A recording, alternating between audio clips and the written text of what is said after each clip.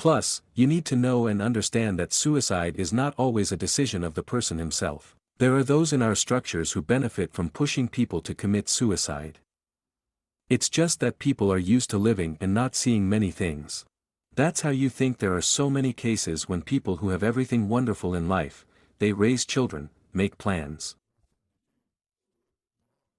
and then suddenly commit suicide. What is it? A fleeting impulse that a person could not cope with?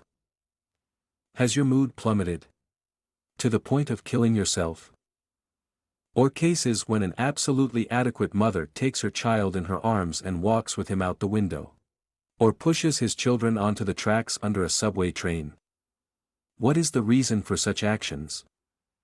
And these are just a few examples. I'm not even talking about car accidents that happen under strange circumstances. And there are plenty of such examples. In fact, many seemingly inexplicable cases of suicide are explained very easily. There are just those who take your lives with your own hands. Let's also remember that, in fact, absolutely everyone has an instinct for self-preservation. The most powerful basic instinct, which is literally sewn into our subcortex and which is not so easy to cross. So if you have thoughts of suicide, then there is a reason to think about why this is happening. By the way, you can even independently verify that suicides are provoked intentionally. Just watch the wave of suicides shift.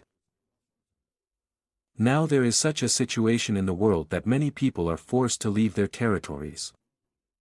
These are climate refugees, as well as wars that force people to leave their homes. So, look, when such a large mass migration of people begins, how the waves of suicides shift along with them. Moreover, a sharp jump in suicides occurs just in safe territories. Not where there is a disaster and people are in difficult conditions, but on the contrary, in the host countries, where, it would seem, everything should be fine.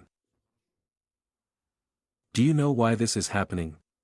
Because along with these refugees, those who actually push people to commit suicide also have to move. And this does not mean that it will be some kind of brutal mujahid. No, it can be a pretty girl, a beautiful old lady, respected by everyone. Maybe a selfless volunteer who helps everyone. Yes, in fact, very evil creatures are sitting in them, and this is already. These are already in humans. So isn't it more logical for these creatures to stay where there is more human suffering and where people are dying en masse? No. Not for these. Firstly, it is not a fact that something will fall to them, because in territories where disasters or wars occur, when people die from some external factor, well, or when they are killed, then other laws apply in this case. And secondly, places where there is absolutely trash, it is usually more difficult to break through to a person. People are focused on something else, on survival. And they pray to hell.